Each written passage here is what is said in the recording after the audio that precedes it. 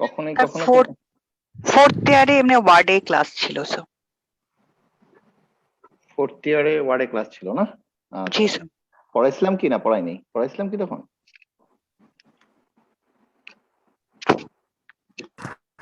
না স্যার। হ্যাঁ, পড়াই নাই। আচ্ছা ঠিক আছে। আজকে তোমার সাথে আমি সাধারণত তোমাদের ব্যাচকে সাধারণত মানে অন্যান্য ইয়ারেও হেমাটোলজি পড়িয়েছিলাম। তো আজকেও হেমাটোলজি পড়াবো এই আর কি। তো তোমরা সবাই ভালো আছো না? সবাই সুস্থ আছো? জি স্যার, আলহামদুলিল্লাহ। স্যার আপনি কেমন আছেন স্যার? আমি আছি, ভালো আছি, এখনো পর্যন্ত ভালো আছি তোমাদের দয়ায়। হ্যাঁ, ভালো আছে এখনো।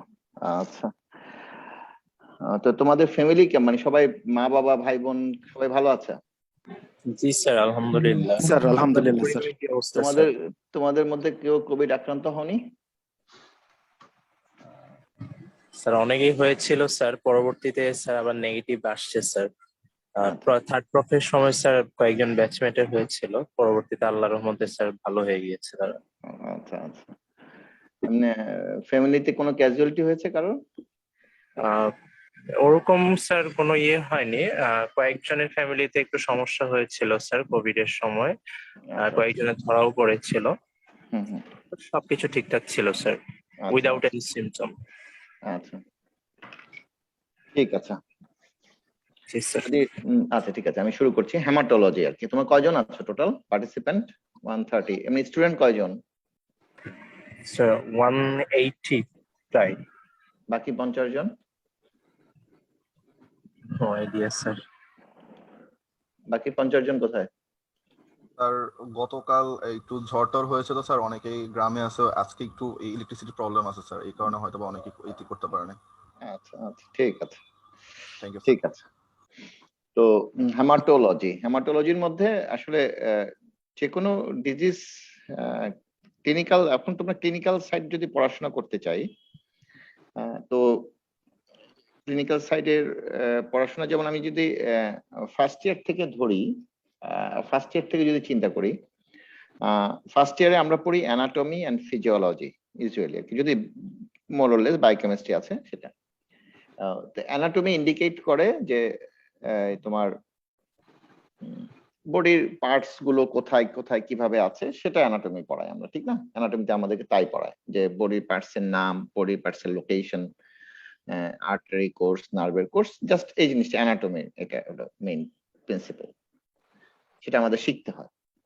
আর ফিজিওলজি হচ্ছে যে আমাদের normal function of the body. মনে করো যে হার্টের নর্মাল ফাংশন কি, কিডনির নর্মাল ফাংশন কি, ব্রেইনের নর্মাল ফাংশন কি, এগুলো আমরা ফিজিওলজিতে শিখি।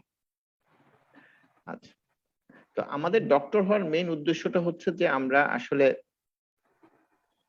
ডিজিজ ডায়াগনোসিস করা এবং ডিজিজের ট্রিটমেন্ট করা, এটাই আমরা সাধারণত বেসিক সেন্সে এটা চিন্তা করি। তো যে কোনো জিনিস, অ্যাবনর্মাল জিনিস জানার আগে আমাদেরকে প্রথমে জানতে হবে যে নর্মালটা কি, ঠিক আছে? এখন আমি আজকে আমার ফেসটা এরকম, যদি আমি অ্যাক্সিডেন্ট হয়ে আমার ফেসটা চেঞ্জ হয়ে যায়, তাহলে যে নতুন দেখছে সে কিন্তু বলতে পারবে না যে আমার ফেসটা চেঞ্জ হয়েছে কিনা, কিন্তু যে আমার আগে নর্মাল ফেসটা দেখেছে, আগে নর্মাল জিনিসটা দেখেছে, সে বলতে পারবে যে আমার ফেসটা চেঞ্জ হয়েছে, ঠিক আছে? জি স্যার। এইটা হচ্ছে ব্যাপার। তো যে কোনো জিনিস জানার আগে, অ্যাবনর্মাল কিছু জানার আগে আমরা রোগ তো একটা নর্মাল জিনিস না, রোগ হচ্ছে একটা অ্যাবনর্মাল জিনিস। এখন এই নর্মাল অ্যাবনর্মাল জিনিসটা জানতে হলে আগে আমাকে নর্মাল জিনিস জানতে হবে। নর্মাল জিনিসটা কি? নর্মাল জিনিসটা হচ্ছে আমার অ্যানাটমি জানা ফার্স্ট অফ অল, দেন ওইটার ফাংশন জানা, এটা হলো ফিজিওলজি। দেন আমরা যখন আরেকটু বড় হতে থাকি, ফার্স্ট ইয়ার পাস করতে থাকি, তখন আমাদের পরবর্তী পর্যায়ে আমরা চলে যাই হলো প্যাথোলজিতে। প্যাথোলজিটা ইন্ডিকেট করে যে প্যাথোলজির 4টা কম্পোনেন্টস থাকে। প্যাথোলজি ইন্ডিকেট করে যে আমার বডিতে যে অ্যাবনর্মাল ঘটনাটা ঘটলো, সেটা কি কারণে ঘটলো, ঘটার পরে আমার বডির স্ট্রাকচারাল কি কি চেঞ্জ হয়েছে, সেটা আমাকে ইন্ডিকেট করে। This is pathology. এবং ওই অ্যাবনর্মালিটি ঘটার পরে আমার ওই অর্গানের ফাংশনটা কি ধরনের ডিরেজমেন্ট হয়েছে সেটাও প্যাথোলজি ইন্ডিকেট করে। ঠিক আছে, তাহলে প্যাথোলজি মিনস হচ্ছে যে আমার কোন একটা ডিজিজের কারণে ওই কি কারণে হলো, ওই অর্গানটার কি ধরনের স্ট্রাকচারাল চেঞ্জ হলো, ওই অর্গানের কি ধরনের ফাংশনাল চেঞ্জ হলো, এবং ওই অর্গানের কি কারণে এটা হলো, সেটা হচ্ছে প্যাথোলজি ইন্ডিকেট করে। আর what indicate medicine, what medicine কি? তাহলে আমরা কিন্তু অলরেডি আমরা এই স্টেজটা পার করে এসেছি, অ্যানাটমিক স্টেজ পার করে এসেছি, ফিজিওলজির স্টেজ পার করে এসেছি, প্যাথোলজির স্টেজও পার করে এসেছি। দেন এখন আমরা হচ্ছে যে মেডিসিনে এসেছি। মেডিসিনটা তাহলে কি? মেডিসিনটা হচ্ছে যে আমার এই যে অর্গানটা যে ডিসফাংশন করছে, আমার নর্মাল আগে নর্মাল অ্যানাটমি ছিল, নর্মাল ফিজিওলজি ছিল, তারপর কোনো কিছুর একটা প্রভাবে আমার অর্গানে কিছু স্ট্রাকচারাল চেঞ্জ হয়েছে এবং ফাংশনাল চেঞ্জ হয়েছে। চেঞ্জ হওয়ার পরে আমার এখন শরীরে ওই অর্গানের ম্যানিফেস্টেশনসটা কি হচ্ছে, বাইরে থেকে এটা কিভাবে প্রকাশ পাচ্ছে, ক্লিনিক্যাল প্রেজেন্টেশনসটা কি হচ্ছে। আমি একটু একটা ফোন ধরে নিই, হ্যাঁ একটু ফোন ধরে নিই, একটা ফোন আসছে আমার ওয়ার্ড থেকে, একটা ফোন আসছে, ফোনটা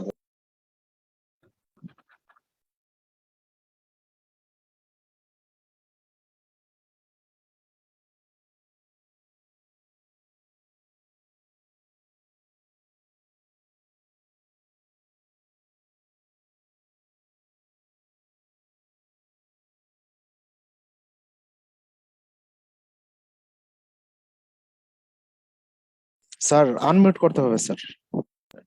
আর মেডিসিনটা হচ্ছে যেটা হলো যে তোমার এই যে অর্গানটা ডিসফাংশন করছে, এইটা বাইরে থেকে কিভাবে প্রকাশ পাচ্ছে, বাইরে থেকে কিভাবে প্রকাশ পাচ্ছে, দিস ইজ মেডিসিন। ঠিক আছে, এবং এইটা এই যে বাইরে থেকে যে ম্যানিফেস্টেশন হচ্ছে, সেই ম্যানিফেস্টেশনসটা আমরা কিভাবে বুঝতে পারি? একটা হলো পেশেন্টের সাথে কথা বলে বুঝতে পারি, একটা হলো কথা বলার পর পেশেন্টকে এক্সামিন করে বুঝতে পারি, এক্সামিন করার পরে আমরা তাও বুঝতে যদি না পারি আমরা ইনভেস্টিগেশনস করে বুঝতে পারি। This is the way, this is the way. হ্যাঁ, তারপরে হচ্ছে সেটার আমরা ট্রিটমেন্ট দিব, এবং ট্রিটমেন্ট দেওয়ার পরে এই রোগটা ভালো কি হবে কি হবে না, কয়দিনের মধ্যে ভালো হবে না জীবনেও ভালো হবে না, যেটাকে আমরা বলি প্রগনোসিস, সেটাও আমরা নির্ধারণ করি। This all indicates medicine. তাহলে এই পুরো এমবিবিএস লাইফটা হচ্ছে তাই। তোমরা একটু চিন্তা করে দেখো যে আমরা প্রথমেই দেখো, এবং the way of learning is like that. প্রথমে আমাকে যে কোনো জিনিসের অ্যাবনর্মাল জিনিস আমরা ফিফথ ইয়ার এসে অ্যাবনর্মাল জিনিস দেখছি। তাহলে আমি প্রথমে বলেছি যে একটা অ্যাবনর্মাল জিনিস জানার আগে you must know the normal things first.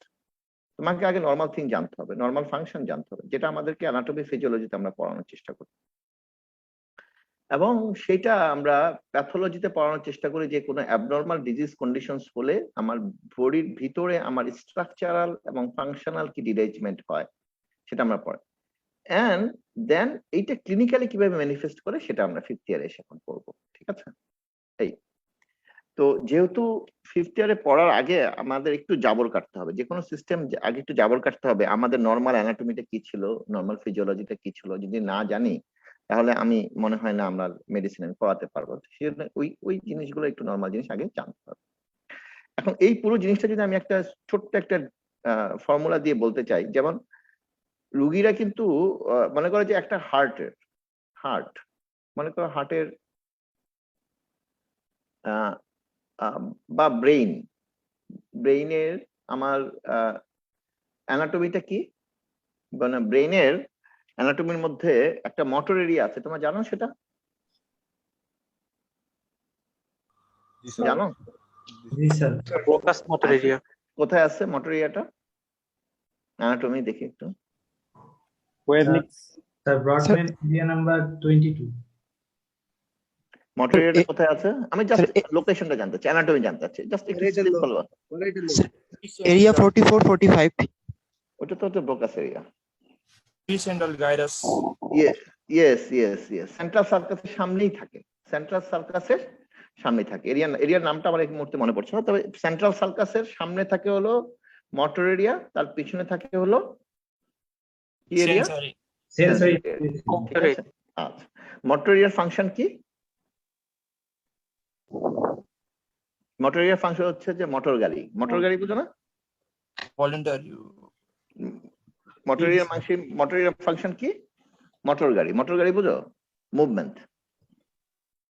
ঠিক আছে, মোটর গাড়ি কি করে? মুভমেন্ট করে না, চলে না? তাহলে মোটর এরিয়ার ফাংশন কি? Voluntary movement. তাহলে সেন্ট্রাল সার্কাসের সামনে যে এরিয়াটা থাকে সেটা হচ্ছে মোটর এরিয়া। তাহলে অ্যানাটমি আমরা কি শিখলাম? যে সেন্ট্রাল সার্কাসের সামনে একটা মোটর এরিয়া থাকে, তার ফাংশনটা ডান দিকের মোটর এরিয়ার ফাংশনটা কি? বাঁ দিকের হাত পাকে নাড়ানো, নাকি? আর বাঁ দিকের মোটর এরিয়ার ফাংশন কি? ডান দিকের হাত পাকে নাড়ানো, ইজন্ট ইট? G sir. ঠিক আছে, তাহলে আমরা অ্যানাটমি জানলাম, ফিজিওলজি জানলাম। ঠিক আছে, এখন মনে করো যে ওইখানে একটা রক্তক্ষরণ হলো মোটর এরিয়ার মধ্যে, তাহলে কারণটা কি? রক্তক্ষরণ, হ্যামোরেজ। ঠিক আছে, মোটর রক্তক্ষরণ হলো, তাহলে কারণটা কি? হ্যামোরেজ। তাহলে এই প্যাথোজেনিসটা কি? এটা হলো প্যাথোলজি। কি হলো? হ্যামোরেজ হলো, দিস ইজ প্যাথোলজি। ঠিক আছে, ওই একটা প্যাথোলজি হচ্ছে ওখানে। হওয়ার পরে তার মনে করেন বাম দিকের মোটর এরিয়াতে তার হ্যামোরেজ হয়েছে, দিস ইজ প্যাথোলজি। এখন এই পেশেন্ট তোমার কাছে এসছে কি নিয়ে? ডান দিকের হাত পা অবশ নিয়ে। ঠিক আছে, ঠিক আছে। এখন এই রুগীটা এর কিছুই জানে না, রুগী কিছুই জানে না। এই যে ডান দিকের হাত পা অবশ হয়েছে, সে জানেও না ব্রেন থেকে হয়েছে, মোটর এরিয়া থেকে হয়েছে, তারপরে সে জানে না হ্যামোরেজ হয়েছে। তাহলে আমার কাছে রুগীটা শুধু জানে কি? রুগী এসে তোমাকে কমপ্লেন করবে কি? অবশ্যই ডান পা নাড়াতে পারছি না, ডান পা আমি নাড়াতে পারছি না। এখন বিইং এ ক্লিনিশিয়ান, ইফ তুমি যদি অ্যানাটমি জানো, তুমি যদি ফিজিওলজি জানো, তুমি যদি প্যাথোলজি জানো, তাহলে তোমার কাছে প্রথমে একটা কি রুগী বলবে? সে ডান হাত পা অবশ হয়ে গেছে, হঠাৎ করে হয়ে গেছে। তখন তুমি কি চিন্তা করবে? এই রোগীটা ডান হাত পা ডান পা অবশ হয়েছে, একদিকে হয়েছে, তাহলে তার সামথিং এনি ডিস্টার্ব, সে মুভ করতে পারছে না, তার মানে তার মোটর ফাংশন থেকে অ্যাবনর্মালিটি হয়েছে। তাহলে তুমি দেখো, ইফ ইউ ডু নট, তাহলে মোটর ফাংশন মানে মোটর এটা কোথায় থাকে?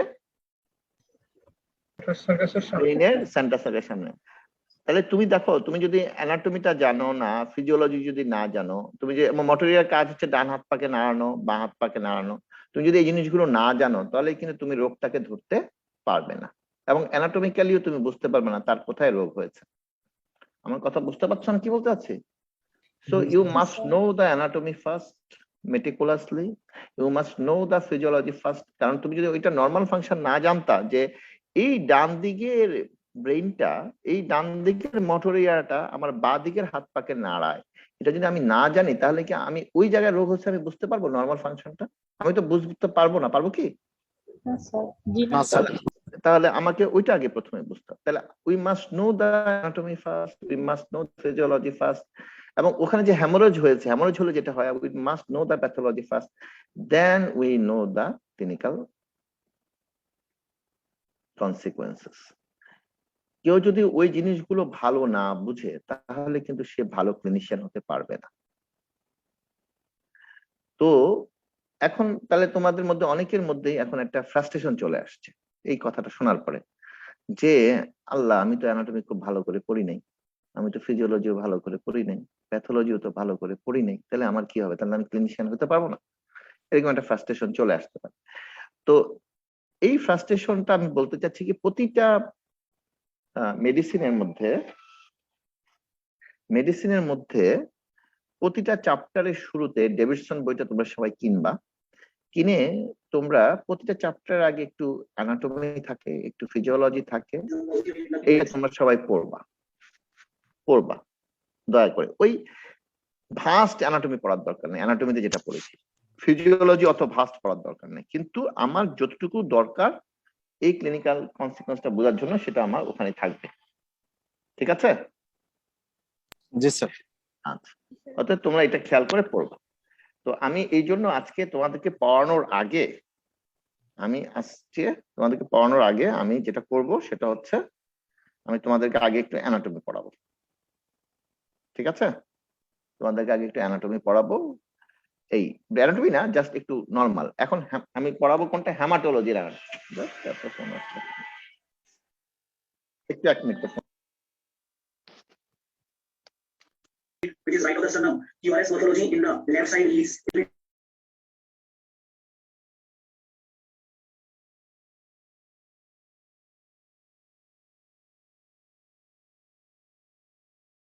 এখন আমাদের ব্লাড হেমাটোলজির মধ্যে আমাদের যে ব্লাড, যদি আমি প্রিলিমিনারি একটু ফিজিওলজি অ্যানাটমি পড়াই, জাস্ট অল্প একটু পড়াবো, আমি বেশি পড়াবো না। এটা আমি আজকে একটু পড়ি, আমি আজকে আর পড়াবো না। সেটা কি? সেটা হচ্ছে অ্যানাটমি যদি পড়াই তাহলে আমাদের ব্লাডের কম্পোনেন্ট কি কি আছে? blood cell and plasma. Blood cells and plasma. ঠিক আছে? তাহলে ব্লাড সেল এন্ড প্লাজমা যেটা একটা সার্কুলেট করে একটা ভাস্কুলার সিস্টেমের মধ্যে। ঠিক আছে? কি কি কি কি সেল আছে? So RBC, WBC, প্লেটলেটস আর প্লাজমা। ঠিক আছে? আচ্ছা, আর এখন আমাদের এই আরবিসি, এখন এই নরমাল যে আরবিসি ডব্লিউবিসি এগুলো কোত্থেকে আসে? Bone marrow stem cell. আচ্ছা, একটা প্রসেসের মাধ্যমে আসে, সেই প্রসেসের নাম হচ্ছে হেমাটোপয়েসিস, ইজন্ট ইট? হেমাটোপয়েসিস, ওই প্রসেসটার নাম হচ্ছে হেমাটোপয়েসিস। আচ্ছা, আসে হলো একটা সেল থেকে। তোমরা কি স্টেম সেলস এর নাম শুনেছো? জি স্যার। জি স্যার। আচ্ছা, কয় ধরনের স্টেম সেলস আছে জানো তোমরা? 2 ধরনের স্যার। 2 ধরনের। কি কিরকম? Myeloid and lymphoid. আচ্ছা, না আরেকটু বেসিক থেকে জানতে চাচ্ছিলাম। Sir totipotent stem cell and yes, very good. এই কথাগুলোর মানে বুঝো তোমরা?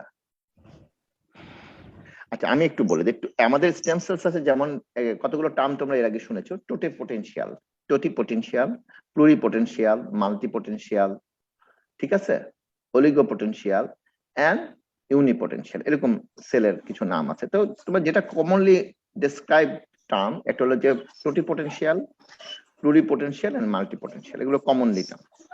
এই টার্মগুলো মানে কি? টোটিপোটেনশিয়াল মানে কি? টোটিপোটেনশিয়াল তোমার মনে করবা, টোটিপোটেনশিয়াল মানে হচ্ছে এমন একটা সেল, আমাদের সেল যখন আমাদের এই পুরো শরীরটা কোত্থেকে তৈরি হয়েছে বলতো? only one cell থেকে, কি fertilized one থেকে, isn't it? G sir. This is টোটিপোটেনশিয়াল। ওই সেলটা হচ্ছে আমাদের ব্রেইনের সেল, তো ওখান থেকে এসছে, আমাদের ব্লাড সেল ওখান থেকে আসছে, আমাদের মাসল সেল ওখান থেকে আসছে, আমাদের এই যে স্কিনের ত্বকের সেটা। তাহলে এই একটা সেল কিভাবে নিজেকে, এক একটা সেলের ফাংশন এক এক ধরনের, একটা সেলের স্ট্রাকচার এক ধরনের, মরফোলজি এক ধরনের, তাহলে সে নিজেকে কি করছে, যে ডিফারেন্সিয়েশনও করেছে, ডিফারেন্সিয়েশন করে সে ওইরকম একটা আকৃতি নিয়েছে, ওইরকম একটা ফাংশন নিচ্ছে। তাহলে দিস আর দ্য টোটিপোটেনশিয়াল, একটা সেল থেকে, দিস ইজ আ টোটিপোটেনশিয়াল সেল। ঠিক আছে? একটা সেল থেকে দিস ইজ টোটিপোটেনশিয়াল সেল, একটা সেল থেকে পুরো শরীরটা আসছে, দিস ইজ টোটিপোটেনশিয়াল সেল। মানে তার ক্যাপাসিটি রিজেনারেটিভ, এবং পুরো কতগুলো সেল বানাইছে, তার রিজেনারেটিভ ক্যাপাসিটি এক্সিলেন্ট, তার ডিফারেন্সিয়েশন ক্যাপাসিটি এক্সিলেন্ট। ঠিক না? নাহলে কি সে এত ভ্যারাইটিস টাইপের সেল করতে পারতো, এতগুলো সেল করতে পারতো? তাহলে তার রিজেনারেশন ক্যাপাসিটি ফাইন, তার ডিফারেন্সিয়েশন ক্যাপাসিটিও সুন্দর। ঠিক আছে না? আচ্ছা, এখন ওই সেলটা যখন প্লুরিপোটেনশিয়াল নেয়, তখন সে কিন্তু সব সেল তৈরি করতে পারে না, সে একটা টাইপের সেল তৈরি করে। যেমন প্লুরিপোটেনশিয়াল যখন চলে আসছে ওই সেলটা, তখন শুধু হেমাটোপয়েটিক টিস্যু সে তৈরি করবে, সে আর ব্রেইনের সেল তৈরি করতে পারবে না। আমার কথা বুঝতে পারছো না কি বলতে চাচ্ছি? প্লুরিপোটেনশিয়াল সেলটা কি তৈরি করছে? সব ধরনের cell, all type of cell. Pluripotential কিন্তু আর অল টাইপ অফ সেল তৈরি করতে পারবে, সে শুধু হেমাটোপয়েটিক সেলটাই তৈরি করবে। আমার কথা বুঝতে পারছো? সে ধর প্লুরিপোটেন্ট, সে কিন্তু আর নার্ভ সেল তৈরি করতে পারবে না, সে মাসল সেল তৈরি করতে পারবে না। ঠিক আছে? This is pluripotent. প্লুরিপোটেন্টটা যখন মাল্টিপোটেন্ট হয় সেটা কি? মাল্টিপোটেন্ট হচ্ছে, মনে করো যে হেমাটোপয়েটিক টিস্যুর মধ্যে আমি অনেকগুলো সেল বলেছি, কি বলেছি? আরবিসি বলেছি, ডব্লিউবিসি বলেছি, প্লেটলেট বলেছি, আবার ডব্লিউবিসির মধ্যে লিম্ফোসাইটস আছে, ঠিক না? আছে না? লিম্ফোসাইটস আছে, মনোসাইটস আছে, এগুলো আছে না? এই সেলগুলোর মধ্যে দেখো, এই প্লুরিপোটেন্টের মধ্যে মাল্টিপোটেন্ট যখন হয়, মাল্টিপোটেন্ট গুলো আবার কিছু কিছু সেল আছে, একটা সেল থেকে শুধু লিম্ফোসাইটে তৈরি হবে, সে কিন্তু ডব্লিউবিসির মধ্যে নিউট্রোফিল, মনোসাইটস এগুলো তৈরি করতে পারবে না, আরবিসিও তৈরি করতে পারবে না, একটা সেল লাইন। আমার কথা বুঝতে পারছো? এটা বুঝতে পারছো আমি কি বলতে চাচ্ছি? মাল্টিপোটেন্ট গুলো সে শুধু লিম্ফোসাইটে তৈরি করবে, আর এটাকে বলা হয় লিম্ফয়েড প্রোজেনিটর সেল, সে শুধু লিম্ফয়েড টিস্যুই তৈরি করবে, তোমার লিম্ফোসাইটই তৈরি করবে, হোয়াইট তোমার কি বলে বি লিম্ফোসাইট, টি লিম্ফোসাইট তৈরি করবে, কিন্তু সে মনোসাইট তৈরি করতে পারবে না, আরবিসি তৈরি করতে পারবে না। তাহলে কিন্তু প্লুরিপোটেন্টটা কি তৈরি করতে পারতো? সবগুলোই তৈরি করার। প্লুরিপোটেন্টটা তখন মাল্টিপোটেন্টের রিজন হবে। মাল্টিপোটেন্ট কনভার্ট হওয়ার পরে একটা মাল্টিপোটেন্টের মধ্যে নাম হচ্ছে যে লিম্ফয়েড প্রোজেনিটর সেল, তারা লিম্ফোসাইট তৈরি করবে, এটা হলো multipotent. B lymphocyte, T lymphocyte দুইটাই তৈরি করতে পারবে। আরেকটা হচ্ছে মাইলয়েড প্রোজেনিটর সেল, তারা ডব্লিউবিসি, আরবিসি, প্লেটলেটস এগুলো তৈরি করবে, আদার দ্যান লিম্ফোসাইটস। কথা বুঝাতে পারছি? বুঝতে পারছো তোমরা?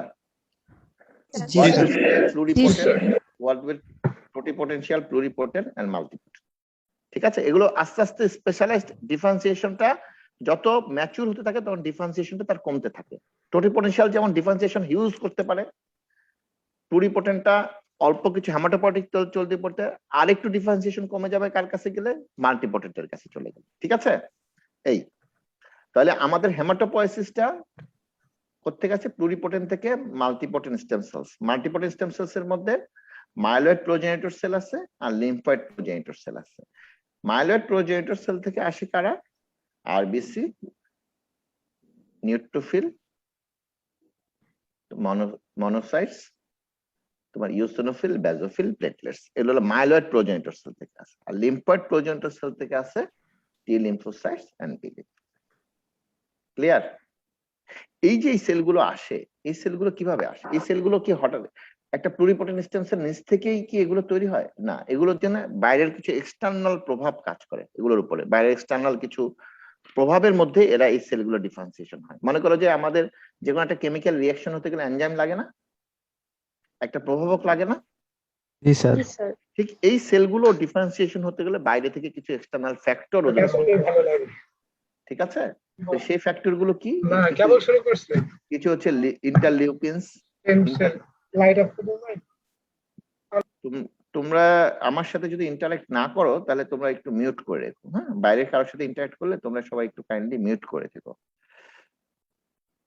তাহলে কিছু এক্সটার্নাল কিছু ফ্যাক্টরস এগুলোর মধ্যে কাজ করে, যেমন তোমার সাইটোকাইনস আছে, কিছু গ্রোথ স্টিমুলেটিং ফ্যাক্টর কাজ করে, এগুলোকে তখন ডিফারেন্সিয়েশন করতে, গ্রোথ এবং ডিফারেন্সিয়েশন করতে সহায়তা করে। এই হলো হেমাটোপয়েসিস।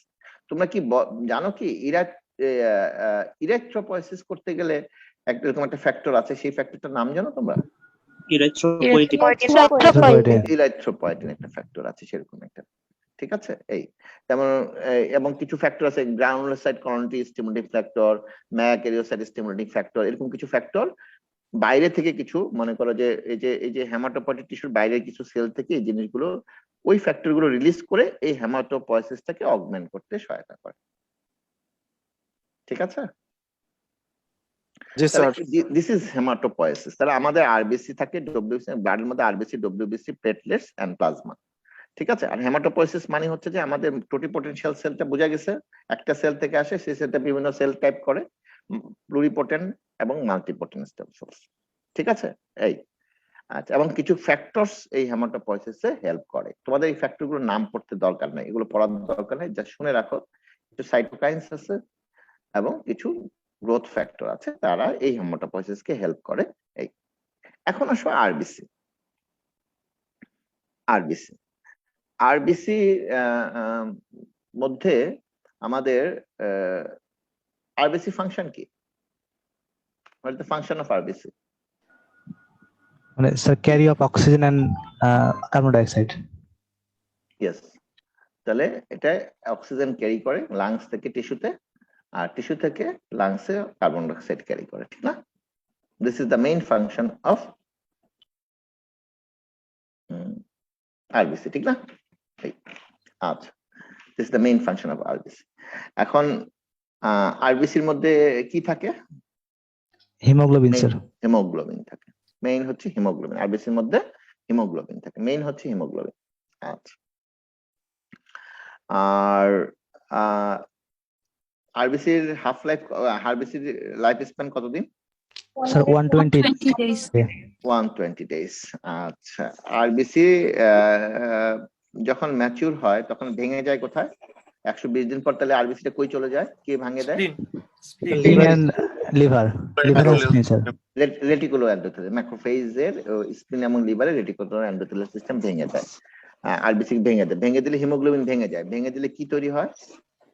Heme and globin. তৈরি হয়। তখন হিমটা কি জিনিস? Iron providing substance sir. Iron এবং প্রোটোপরফাইরিন রিং, নাকি? Yes sir. তারপরে এই যে আয়রন প্রোটোপরফাইরিন রিংটা ভাঙলে কি হবে? ওটা স্যার বিলিভার্ডিন হবে স্যার। বিলিরুবিন তৈরি হয়। এই বিলিরুবিন তৈরি হলো। এই বিলিরুবিনটা যখন ভেঙে তৈরি হলো, this is conjugated or unconjugated? Unconjugated bilirubin. আচ্ছা, তো তারপরে সেই আনকনজুগেটেড বিলিরুবিনটা কোথায় যাবে? লিভারে। Liver sir. এটা গোস টু লিভার। লিভারে গিয়ে কনজুগেশন হবে, গ্লুকুরোনিনের সাথে কনজুগেশন হয়। This is secreted to the bile, নাকি? বাইলের একটা কম্পোনেন্ট ছিল বিলিরুবিন, নাকি? জি স্যার। আচ্ছা, তারপর সিক্রেট হয়ে বাইল দিয়ে সিক্রেশনটা কোথায় চলে যাবে? স্যার ডিউডেনামে যাবে স্যার। ইন্টেস্টাইনে বাইল ডাক্ট ওপেন হয়, ডিউডেনামে চলে গেল। তারপর ওখান থেকে ওরা স্যার আবার আনকনজুগেটেড বিলিরুবিন হবে স্যার। হয়নি। তারপরে গাটের মধ্যে বিভিন্ন ব্যাকটেরিয়া থাকে, বিভিন্ন এনজাইম থাকে, ওইটার প্রভাবে তারা ওই কি হবে? ওইটা স্টারকোবিলিনোজেন স্যার। থাকে না? হবে না? তারপরে সেটা কি হবে? স্টুল দিয়ে পাস হয়ে যাবে। জি স্যার। আচ্ছা, না? এই জন্য স্টুলের কালারটা এরকম হয়, ঠিক আছে? বিলিরুবিন থাকলে স্টারকোবিলিনোজেন ইয়েলোইশ হয়, ঠিক না? যদি আমার বিলিরুবিন না আসতে পারে তাহলে স্টুলের কালারটা কি হয়ে যাবে? তাহলে পেল হয়ে যাবে স্যার। ফ্যাকাশে হয়ে যাবে, সাদা সাদা দেখা যাবে। কথা ক্লিয়ার? এই কথাগুলো এখন বলে রাখতেছি এই কারণে পরবর্তী পর্যায়ে আমাদের কাজে লাগবে, ঠিক আছে? এটা একটা ইন্ডিকেট। যদি আমাদের বাইল যদি না আসতে পারে তাহলে আমার স্টুলের কালারটা তাহলে কি হয়ে যাবে? পেল কালার। আর তারপর আমাদের একটা এন্টারহেপাটিক সার্কুলেশন ছিল না? এন্টারহেপাটিক সার্কুলেশনটা আপনার ছিল না? জি স্যার। জি স্যার। আইলিয়ামের ওখানে একটা এন্টারহেপাটিক সার্কুলেশন ছিল না? যে এটা আবার তাহলে ওই বিলিরুবিন, ওই স্টেরকোবিলিনটা আবার অ্যাবজর্পশন হয়ে যাবে, ওই আবার কোথায় চলে যাবে? ইউরিনে চলে যাবে, কিডনিতে চলে যাবে। এন্টারহেপাটিক সার্কুলেশন মধ্যে কোথায় চলে যাবে? কিডনিতে যাবে স্যার। কিডনিতে গিয়ে তারা কি হবে? ইউরোবিলিনোজেন হয়ে যাবে, ঠিক আছে? এই কথাগুলো এটা একটু পড়তে হবে, জানতে হবে, এই কারণে যে এটা আমাদের এনিমিয়ার কে আমাদেরকে একটু হেল্প করবে, ডায়াগনোসিসে হেল্প করবে, ঠিক আছে? এনিমিয়া হলে গেলে এটা একটু হেল্প করবে। তাহলে আমাদের কি দাঁড়ালো? আমাদের মেটাবলিজমে কি দাঁড়ালো? প্রথম আমাদের আরবিসি ভেঙে গেল, নাকি? আরবিসির মধ্যে কি থাকে? হিম এন্ড গ্লোবিন। গ্লোবিনটা কি ধরনের গ্লোবিন থাকে? গ্লোবিনটা কি জিনিস? Protein sir, amino acid. প্রোটিনটা কি জানেন? পলিপেপটাইড। পলিপেপটাইড কি জিনিস? Chain of amino acids, isn't it? Yes sir. জি sir. Chain of amino acids, অনেকগুলো অ্যামাইনো অ্যাসিডস মিলিয়ে পলিপেপটাইড। পলিপেপটাইডই হচ্ছে আমাদের প্রোটিন। আচ্ছা, তাহলে এখানে এই অ্যাডাল্ট হিমোগ্লোবিনে কি ধরনের হিমোগ্লোবিন থাকে? কি ধরনের গ্লোবিন চেইন থাকে? কয়টা চেইন থাকে? আলফা চেইন আর বিটা চেইন। দুটো আলফা চেইন থাকে আর দুটো বিটা চেইন স্যার। দুটো আলফা চেইন আর দুটো beta chain sir. Isn't it? দুটো আলফা চেইন, দুটো বিটা। এটা হলো অ্যাডাল্ট হিমোগ্লোবিনে থাকে, নাকি? আর ফিটাল হিমোগ্লোবিনে gamma chain, alpha chain, gamma chain. দুটো আলফা চেন, দুটো গামা চেন। আচ্ছা, অ্যাডাল্ট হিমোগ্লোবিন কি বলি আমরা? হিমোগ্লোবিন এ। হিমোগ্লোবিন A2 বলে কোনো টার্ম আছে, জানো কি তোমরা? আছে জি স্যার, স্যার, আছে স্যার। হিমোগ্লোবিন A2 তে কি থাকে? আলফা আর ডেল্টা। আলফা আলফা আর আর ডেল্টা, ডেল্টা। দুটো আলফা চেন আর দুটো ডেল্টা চেন। ক্লিয়ার? অ্যাডাল্ট অবস্থায় কি হিমোগ্লোবিন F থাকে? না স্যার, না, থাকে না। থাকে না, ঠিক না? জি স্যার। আচ্ছা, থাকে না। আর অ্যাডাল্ট অবস্থায় থাকে না, অ্যাডাল্টে সাধারণত থাকে না। আচ্ছা, অ্যাডাল্টে কি থাকে? কত পার্সেন্ট হিমোগ্লোবিন কোনটা কোনটা থাকে জানো? হিমোগ্লোবিন A 97, হিমোগ্লোবিন A সাধারণত 90 এর উপরে থাকে, 97% এর মধ্যে থাকে। A2 2 to 3% থাকে। আর জি স্যার। হিমোগ্লোবিন F যদিও থাকে লেস দেন 1%, ইউজুয়ালি থাকে না, থাকলেও লেস দেন 1%। ঠিক আছে? আচ্ছা, আমরা যে বলছি যে বোন ম্যারো থেকে তৈরি হয় এই ব্লাড সেল গুলো, কোন জায়গার বোন ম্যারো থেকে তৈরি হয় ব্লাড সেল গুলো? Red bone marrow sir. Long bone, red marrow sir. Red bone marrow. Red bone marrow গুলো কোথায় থাকে? ম্যারোডাম। ভার্টিব্রা থাকে, স্টারনামে থাকে, ফ্ল্যাট বোনস গুলাতে, পেলভিসে থাকে, স্কালে থাকে, এগুলোতে থাকে, ঠিক না? জি স্যার। আর head of the long bone sir. Long bone. আর যদি আমাদের যখন ফিটাস অবস্থা থাকে তখন কোত্থেকে তৈরি হয়? ইয়ক স্যাক স্যার। ইয়ক স্যাক থেকে তৈরি হয়, লিভার স্প্লিন এবং রেড বোন ম্যারো। তখন বোনসটা পুরোটাই রেড বোন ম্যারো থাকে, লং বোন গুলো রেড বোন ম্যারো থাকে। যখন আমাদের অ্যাডাল্ট হয়ে যায়, যখন বাচ্চা হওয়ার পরে, তখন এই রেড বোন ম্যারো গুলো replace by the yellow bone marrow, তখন আর এখান থেকে তৈরি হয় না, তখন শুধু হেড অফ দা হিউম্যানাস আর হেড অফ দা ফিমার দিয়ে তৈরি হয়, এছাড়া অন্য কোথা থেকে তৈরি হয়। সবাই বুঝতে পারছো আমার কথাগুলো? জি স্যার। জি স্যার। সবাই বুঝতে পারছো? সবাই তো রেসপন্স করছো না, বাকিরা বুঝতে পারছো তো? না বুঝতে পারলে আমি বারবারই বলবো। কথাগুলো বুঝতে পারছো? আচ্ছা, ঠিক আছে। আচ্ছা, তারপরে হচ্ছে অক্সিজেন, তারপরে হচ্ছে যে আরবিসি নিয়ে কথা হয়ে গেল। আচ্ছা, তাহলে আমাদের একটা জিনিস দেখলাম যে আরবিসি যদি ভেঙে যায় তাহলে কিসের পরিমাণ বাড়তে পারে?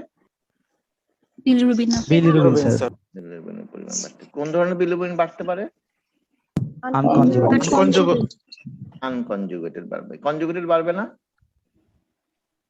যদি হচ্ছে লিভারের সমস্যা থাকলে, গ্লুকোনেশন যদি হয় তাহলে বাড়বে। গ্লুকোনেশন তো হচ্ছেই, কিন্তু আনকনজুগেটেড বাড়ছে না কেন? কনজুগেটেড বাড়ছে না কেন? স্যার লিভারের 5 to 6 টাইম ক্যাপাসিটি বেশি আছে নরমাল আছে। নরমাল আছে, সেটাকে এক্সিড করে ফেলে দিবে, অতএব এটা বাড়ার কোনো স্কোপ দেয় না। ঠিক আছে, দ্যাটস গুড। G sir. ঠিক আছে, এই জন্য আচ্ছা, ঠিক আছে।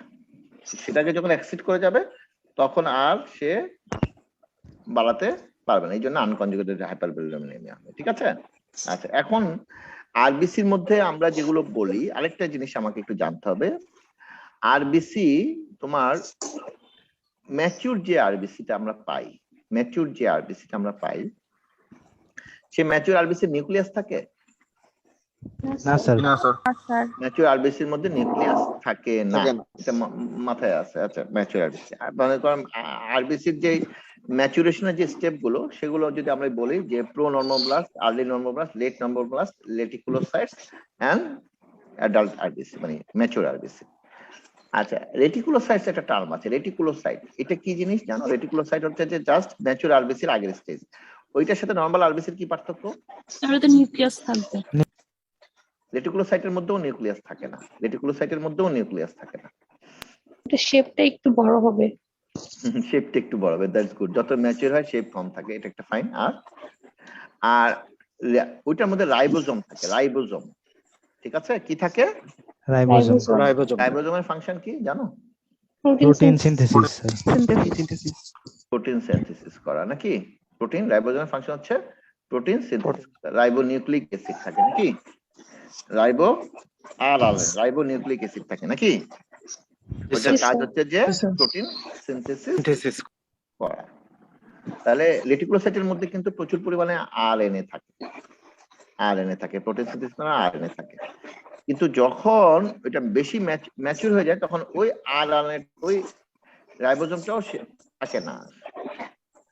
তাহলে আমাদের পার্থক্য হলো যে লেট নর্মোপ্লাস্ট পর্যন্ত নিউক্লিয়াস থাকে, তারপর যা রেটিকুলোসাইটের মধ্যে নিউক্লিয়াস থাকে না। কিন্তু রেটিকুলোসাইটের সাথে মেইন আরবিসির পার্থক্যটা কি? ওটা তো নিউক্লিয়াস নাই, মেইন আরবিসি এখানেও নিউক্লিয়াস নাই, শুধু পার্থক্য হচ্ছে এক জায়গায় আরবিসি থাকবে, রাইবোজোম থাকবে, আর জায়গায় রাইবোজোম থাকবে, নিউক্লিক অ্যাসিড। আওয়াজ হচ্ছে কেন? কারণ একটা আওয়াজ হচ্ছে, তুমি কি আওয়াজটা শুনতে পাচ্ছ? স্যার ওই আনমিউট করা তো স্যার, ওর কাছ থেকে আওয়াজ আসছে। ওকে একটু আনমিউট হতে বলো, মিউট হতে বলো। স্যার হয়েছে স্যার। আচ্ছা হয়েছে। আচ্ছা এখন এটা তো অ্যাসিডিক, তাহলে এটা বেসিক স্টেন নেয়, রেটিকুলোসাইটটা বেসিক স্টেন নেয়। এবং আমরা যে নরমাল ব্লাড ফিল্মে যে স্টেন করি সেটা কি ধরনের স্টেন করি? HN ইউসিন, হ্যাঁ হেমাটোজাইলিন ইউসিন। হেমাটোজাইলিন ইউসিন স্টেন করি নাকি? হ্যাঁ জি স্যার, জি স্যার। আচ্ছা তাহলে ওইটা যদি স্টেন করি, আচ্ছা সেটা কিন্তু আরবিসি স্টেন নেয় না, রেটিকুলোসাইট স্টেন নেয় না, ওইটা আলাদা একটা স্টেন নিতে হয়, সেটাকে বলা হয় মিথিলিন ব্লু অথবা ইসাইবল বেসিক স্টেন দিতে হয়। ঠিক আছে, কি স্টেন দিতে? বেসিক স্টেন দিতে হয়। বেসিক স্টেন দিলে ওই রেটিকুলোসাইট গুলো একটু ব্লুইশ কালার নেয়, নরমাল আরবিসির চেয়ে একটু আলাদা কালার নেয়, সেটাকে বলে পলিক্রোমাসিয়া। সেটাকে কি বলা হয়? পলিক্রোমাসিয়া। এই কথাগুলো কেন বলতে চাচ্ছি? এই কথাগুলো একসময় আসবে তোমাদের আর অ্যানিমিয়া পড়াতে গিয়ে। পলিক্রোমাসিয়া মানে রেটিকুলোসাইট কাউন্ট যদি কোনো কারণে বেশি বেড়ে যায়, যদি আমি ব্লাডে যদি রেটিকুলোসাইট, নরমালি ব্লাডে তো রেটিকুলোসাইট থাকার কথা না, থাকার কথা নরমালি ব্লাড কি থাকার কথা? আরবিসি থাকার কথা, আরবিসি, ম্যাচিউর আরবিসি থাকার কথা। Mature RBC. তাহলে আমি যদি দেখি যে ম্যাচিউর আরবিসির চেয়ে আমি যদি অন্য ওই হেমাটোক্সিন ইউসিন স্টেন, তো আমি আরবিসি পাবো না। আমি যদি মেথিলিন ব্লু স্টেন নেই তাহলে ওই রেটিকুলোসাইট কাউন্ট বেশি পাবো, যদি কারো রেটিকুলোসাইট কাউন্ট বেশি থাকে। কখন রেটিকুলোসাইট বাড়তে পারে তোমার কি ধারণা আছে যে একটা রোগীর কখন রেটিকুলোসাইট কাউন্ট বাড়তে পারে? তো হেমোরেজ, বলো তো, বুদ্ধি করে বলো তো। আমাদের সব সময় বডি কি করে? বডির একটা এক্সিলেন্ট প্রপার্টি আছে কম্পেনসেট করা, ইজন্ট ইট? G sir. এখন যদি কোনো কারণে আমার বডি থেকে প্রচুর রক্ত হঠাৎ করে অ্যাকুট ব্লাড লস হলো, আমি অ্যাক্সিডেন্ট অ্যাকুট ব্লাড লস হলো, অথবা আমার অ্যাকুট হেমোলাইসিস হচ্ছে কোনো কারণে, খুব বেশি পরিমাণে রক্ত ভেঙে যাচ্ছে, তাহলে কি হবে? বডি কি করবে? বেশি বেশি কি তৈরি করবে? আরবিসি তৈরি করতে আরবিসি তৈরি করবে। এবং সে আরবিসি তৈরি করতে গিয়ে সে ম্যাচিউর হওয়ার সময় পাবে না, সে ইমম্যাচিউর সেলগুলোকে কি করবে? ব্লাডে রিলিজ করবে। তাহলে ইমম্যাচিউর সেলের পরিমাণ বেড়ে যাবে। তাহলে ইমম্যাচিউর সেলের পরিমাণ বাড়লে আমি কি, তাহলে রেটিকুলোসাইট কারণ বাড়বে না কমবে? বাড়বে। আমি সেটা তো তাহলে আমি যদি আমি স্টেন করি, মেথিলিন ব্লু স্টেন করি, তখন আমি কি পলিক্রোমাসিয়া পাবো। তাহলে আমি বুঝতে পারবো যে না, সামথিং ইজ রং দেয়ার, তার কোনো কারণে ইমম্যাচিউর সেল চলে আসতেছে, মানে তার কোনো কারণে হেমোলাইসিস হচ্ছে বা কোনো কারণে তার ব্লাড লস হচ্ছে। কথা বুঝতে পারছো? আমি কি কথা বলতে চাইছি? জি স্যার। ঠিক আছে, এটা একটা কারণ। আচ্ছা আচ্ছা, এটা হলো মোর অর লেস আরবিসি সম্পর্কে কথা বললাম। তাহলে আরবিসির আমাদের মেইন কাজ হচ্ছে অক্সিজেন ক্যারি করা, না? অক্সিজেন, অক্সিহিমোগ্লোবিন কার্ভ সম্পর্কে ধারণা আছে না? আছে স্যার। পড়িয়েছে? আচ্ছা স্যার। বোর ইফেক্ট, হ্যান্ডলেন ইফেক্ট আছে না? জি স্যার। এগুলো আচ্ছা, যাই হোক, ওগুলো আমি আর ডিটেলস পড়াবো না। ওই এগুলো যেমন এসিডোসিস হলে বাড়লে, তারপরে তোমার 2,3-DPG বাড়লে, তারপরে কার্বন ডাইঅক্সাইড বাড়লে, এগুলোর সাথে তোমার অক্সিজেন ডিফিউশন কার্বের একটা সম্পর্ক আছে, ঠিক না? এখন আছে ডব্লিউবিসি। ডব্লিউবিসি মানে হোয়াইট ব্লাড সেল, ঠিক আছে? আচ্ছা আচ্ছা, এখন আমরা আরেকটা জিনিস আরবিসি সম্পর্কে একটা কথা বলি। বডিতে আরবিসি কম বেশি আমাদের কি দিয়ে বুঝতে পারি? কোনটা মার্কার দিয়ে? Indirect marker. একটা কাউন্ট আছে, একটা আরবিসি কাউন্ট করে বলতে পারি এটা তার। আরটা কি দিয়ে ইনডাইরেক্টলি? আরটা কি দিয়ে হিমোগ্লোবিন পার্সেন্টেজ বা হিমোগ্লোবিন লেভেল দেখি, হিমোগ্লোবিন পার্সেন্টেজ অথবা হিমোগ্লোবিন লেভেল দেখে আমরা বুঝতে পারি যে পেশেন্টের আরবিসি কম আছে না বেশি আছে, ঠিক আছে? নরমাল হিমোগ্লোবিন লেভেল কত? বাচ্চাদের এক ধরনের, সেক্সও হলেও আলাদা, ঠিক না? যদি অ্যাডাল্ট মেল ফিমেল ধরি, সাধারণত 14 থেকে 18 গ্রাম পার ডিএল হচ্ছে কার? Male sir. মেল। আর 12 থেকে 16 হচ্ছে গ্রাম পার ডেসিলিটার হচ্ছে ফিমেল, ঠিক আছে? আচ্ছা, এই এখন আসলে হোয়াইট ব্লাড সেলস সম্পর্কে যদি আমরা ডিসকাস করি, white blood cells, white blood cells হচ্ছে আমাদের কি কি আছে হোয়াইট ব্লাড সেলস এর মধ্যে? আছে হচ্ছে নিউট্রোফিল, গ্রানুলোসাইট, গ্রানুলোসাইট। আচ্ছা ঠিক আছে, আমরা যদি এমনি ধরি যে neutrophil, monocytes, neutrophil, lymphocytes, monocytes, eosinophil, basophil. Normal WBC count কত? 4,000 to 11,000। 4,000 to 11,000। বডিতে কি আরবিসি বেশি তৈরি হয় না ডব্লিউবিসি তৈরি হয়? ডব্লিউবিসি তৈরি হয় বেশি, but WBC sir half life sir কম থাকে। কম থাকে, এরা 6 থেকে 8 ঘন্টা সার্কুলেশন থাকে, আগে আগে মরে যায় বলে এগুলো কম পাওয়া যায়। কিন্তু আরবিসি অনেকদিন বাঁচে বলে এদের কাউন্টটা বেশি দেখা যায়, কিন্তু আসলে বেশি তৈরি হয় কোনটা? ডাব্লিউবিসি। ঠিক আছে। আচ্ছা, তাহলে আমার ডিফারেন্সিয়াল কাউন্টের মধ্যে আমার যদি আমার 4 থেকে 11,000 পার কিউবিক মিলিমিটার অফ ব্লাডে থাকে ডব্লিউবিসি। এখন এটা হলো যে টোটাল কাউন্ট, কথাগুলো বোঝার চেষ্টা করো, এগুলো পরীক্ষা হলে ধরলে তোমরা বলতে পারো না। এটা হলো টোটাল কাউন্ট। এটা টোটাল কিসের count? Total WBC, total count. Total WBC count কত? 4,000 থেকে 4,000 to 11,000 হ্যাঁ, per cubic millimetre of blood, এভাবে বলতে হবে, পুরোটাই বলতে হবে, ইউনিটটা বলো না। তোমাদের আরেকটা বদভ্যাস হচ্ছে ইউনিট বলো না, পরীক্ষা হলে ইউনিট বলতে হবে, ঠিক আছে? এক। এখন ডিফারেন্সিয়াল কাউন্ট মানে কি? ডিফারেন্সিয়াল কাউন্ট মানে কি?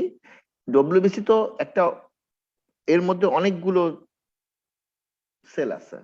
ডিফারেন্সিয়াল কাউন্ট মানে হচ্ছে যে এই যে ডব্লিউবিসি কাউন্টের মধ্যে কোন সেলের পরিমাণ কত, দিস ইজ ডিফারেন্সিয়াল কাউন্ট, ঠিক আছে? ডব্লিউবিসি এর মধ্যে কি কি সেল আছে আমি বললাম? নিউট্রোফিল আছে, লিম্ফোসাইট আছে, বেসোফিল, ইওসিনোফিল, মনোসাইটস, এগুলো আছে। তাহলে নিউট্রোফিল থাকে সাধারণত 40 to 70%। কি থাকে, কত থাকে? 40 to 70%। মানে যত তার কাউন্ট হবে তার 40 to 70% এর মধ্যেই থাকবে হলো নিউট্রোফিল। যদি 70% এর বেশি থাকে সেটা আমরা বলি কি নিউট্রোফিলিক লিউকোসাইটোসিস, মানে নিউট্রোফিলিয়া বলি, কাউন্ট বেশি। আচ্ছা, এবং এই নিউট্রোফিলিয়া অনেকগুলো ব্যাকটেরিয়াল ইনফেকশনে বেড়ে যায়। ব্যাকটেরিয়া যদি কারো নিউট্রোফিল কাউন্ট বেশি পাই, টোটাল কাউন্ট বেশি প্লাস হচ্ছে নিউট্রোফিল কাউন্টও বেশি, তাহলে মনে করবো তার কোনো একটা ব্যাকটেরিয়াল ইনফেকশন হয়েছে। এই কাউন্ট গুলো দেখে বুঝতে পারি।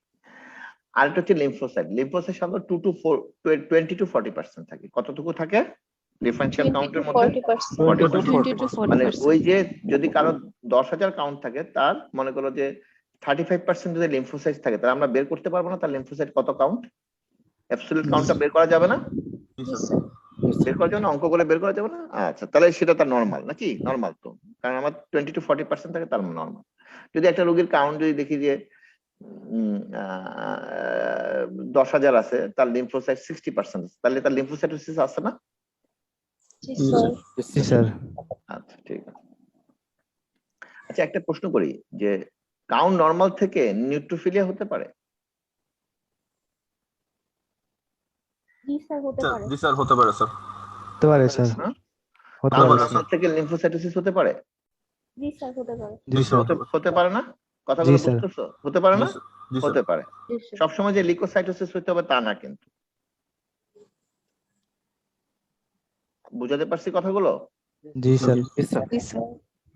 আচ্ছা, ঠিক আছে। তাহলে দিস আর দা, তারপরে 2 to 4% থাকে হচ্ছে মনে করো 4 to 8% থাকে monocyte, 4 to 8% monocyte, 2 to 4% eosinophil, basophil 0 to 1% এরকম থাকে, ঠিক আছে? এটা হলো রাফলি একটা এস্টিমেট বললাম, ঠিক আছে? মনে থাকবে, এটা একটু মনে রাখবে। হ্যাঁ, ঠিক আছে। এখন নিউট্রোফিলের ফাংশন কি? ফ্যাগোসাইটোসিস। নিউট্রোফিলের কাউন্ট হচ্ছে ফ্যাগোসাইটোসিস। তাহলে এই জন্য ব্যাকটেরিয়া যদি বেশি ঢুকে তাহলে ফ্যাগোসাইট বেশি করতে হবে, ইজন্ট ইট? হ্যাঁ, এই জন্য নিউট্রোফিল কাউন্ট বেশি বেড়ে যাচ্ছে, ঠিক আছে না? আচ্ছা, ইওসিনোফিলের ফাংশন কি? অ্যালার্জিক অ্যান্টিবডি ডিস্ট্রয় করে স্যার। অ্যালার্জিক যে কোনো অ্যালার্জি, হেলমেন্টস, প্রোটোজোয়া, এগুলোর এগেইনস্টে ইওসিনোফিল আমাদেরকে প্রোটেকশন দেয়, ঠিক আছে? বেজোফিলও অ্যালার্জিক রিঅ্যাকশনের সাথে রিলেশন আছে, ঠিক আছে? Basophil. Monocytes sir phagocytosis sir. one is it is converted into macrophage phagocytosis। আর আরেকটা ইম্পর্টেন্ট ফাংশন আছে, কে বলতে পারবে?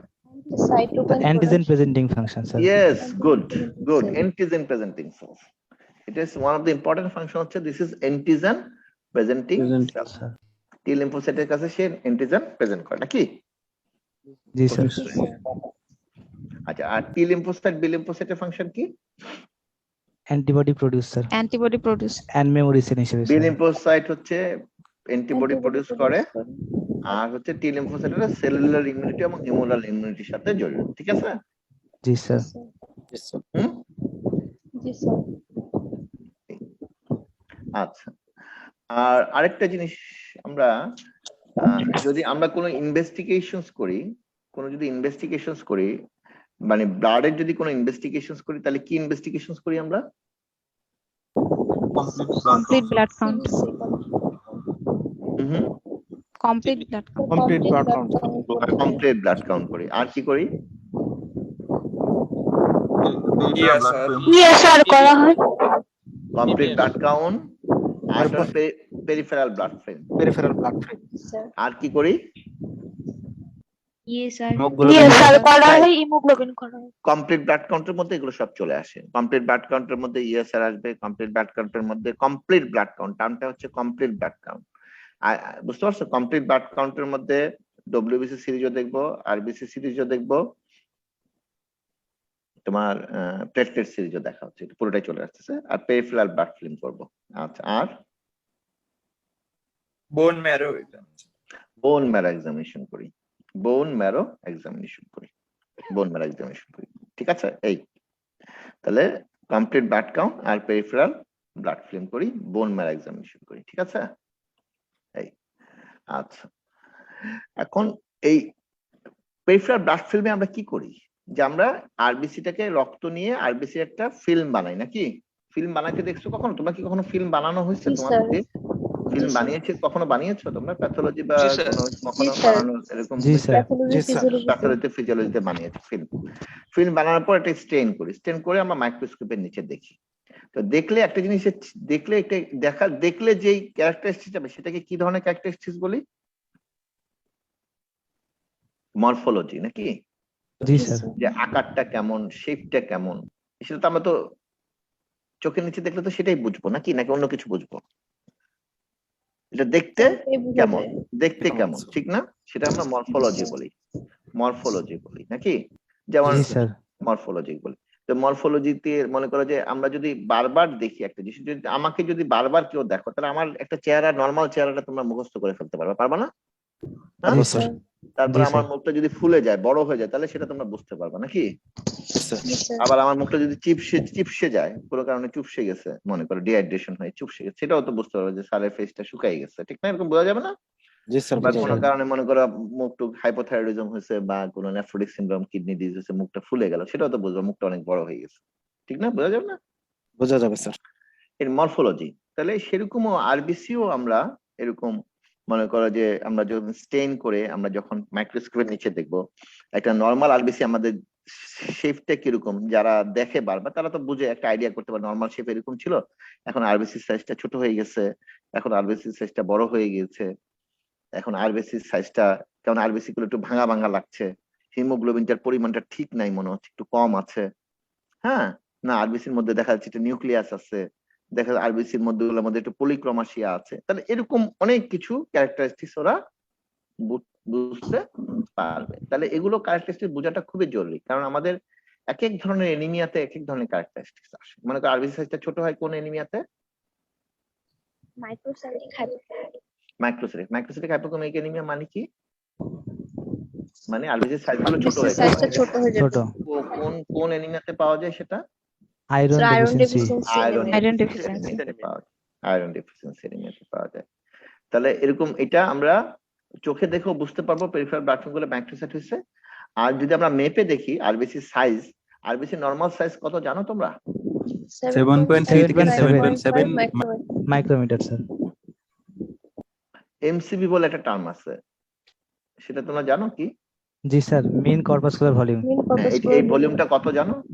76 to 96 femtometer. 76 to 96. 76 to 96 femtoliter। 76 to 96 femtoliter, ঠিক আছে? এখন কারো যদি 76 femtoliter কম হয়ে যায় সেটাকে আমরা মাইক্রোসাইট বলি। এটা দ্বারা দেখতে পারি, অথবা চোখে যদি আমি পেরিফেরাল ব্লাড ফিল্ম দেখে দেখতে পাই তখন সেটা মাইক্রোসাইট বলি। আর হলো ম্যাক্রোসাইট, আরবিসি সাইজটা বড় হয়ে গিয়েছে, কিসে হতে পারে?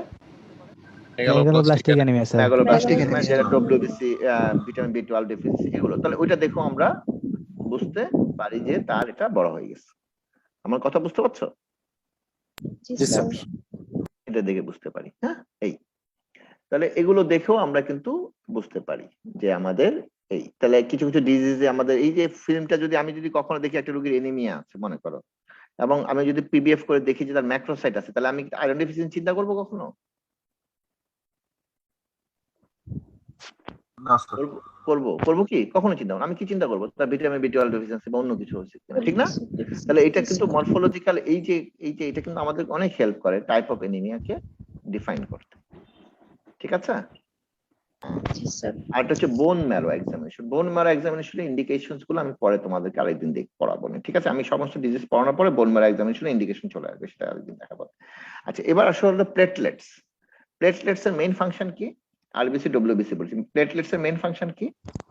Blood clotting sir. Blood clotting. To interact with the other system, blood vessels and clotting factors এর সাথে ইন্টারেক্ট করে সে আমাদের বডিতে হেমোস্টেসিস করেন, ইজন্ট ইট? এটাই মেইন ফাংশন তার, নাকি? জি স্যার। আচ্ছা, প্লেটলেট কাউন্ট কত থাকে নরমালি? 1.5 লাখ থেকে স্যার 2.5 লাখ, 2.5 থেকে 5 লাখ স্যার। 1.5 লাখ থেকে 3.5 লাখ বা 4 লাখ এরকম থাকে, ঠিক আছে? আচ্ছা, ঠিক আছে। আর একটা হচ্ছে প্লাজমা। এখন এই প্লাজমার কাজ কি? Sir to maintain blood volume sir.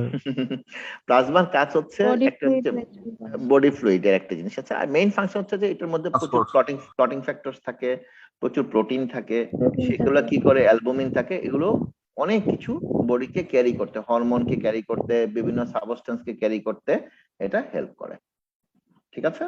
এটা হলো প্লাজমার ফাংশন। বুঝতে পারছো না কি বলছি? জি স্যার। জি sir.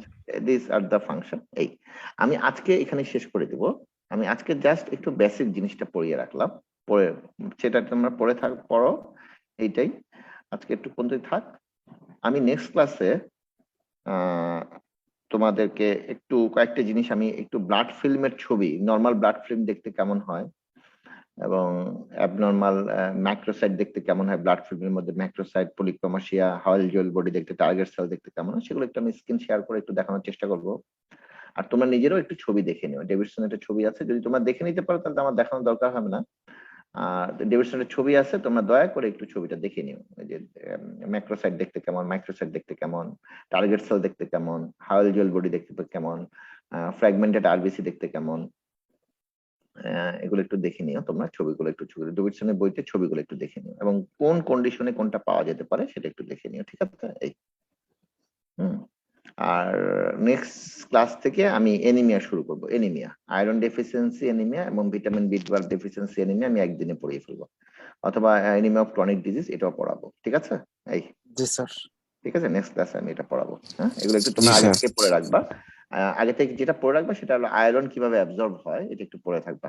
How iron will be absorbed এবং হাউ উইল বি ইউটিলাইজড, কিভাবে আমরা বডি ইউটিলাইজ করি আয়রনকে, এবং আয়রন কিভাবে অ্যাবজর্পশন হয় সেটা একটু কষ্ট করে পড়ে নিও, ঠিক আছে?